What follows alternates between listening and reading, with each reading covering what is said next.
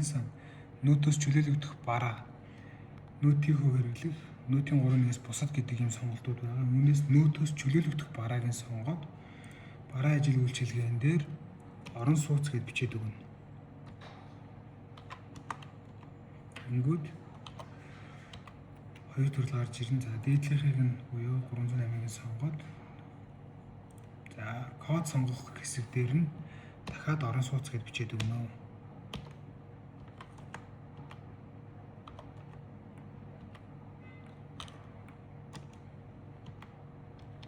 За тэгэнгүүт орон сууцны бусад төрлийн барилга гэдэг сонголт байгаа. Энийг сонгоод за тоо хэмжээнд дээр нь нэгийг тавьж өгөөд нэгжийн үн дээр нийт худалдан борлуулсан үнэ тавиад өгнө.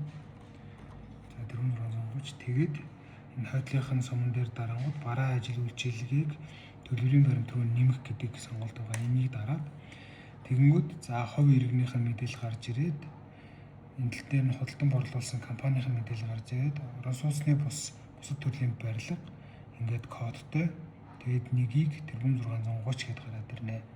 За энэ дээр болохоор нөөтөөс чөлөөлөгдөж байгаа учраас нөөт төлөхгүй нэг.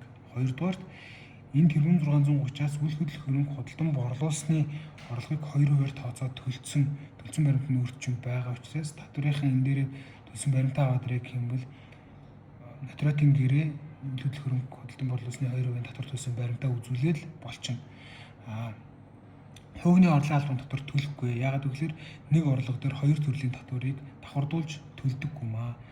Тэгээд баримт гаргах гэдэг товчон дээр дарчлаа гэхэд л ингээд баримтчин шивгч чинь нэг үйл хэлбэл нөөтөөс чөлөөлөгдөх барааг 4630-аар зарсан. 4630-аас 2% татварыг бусад төлсөн.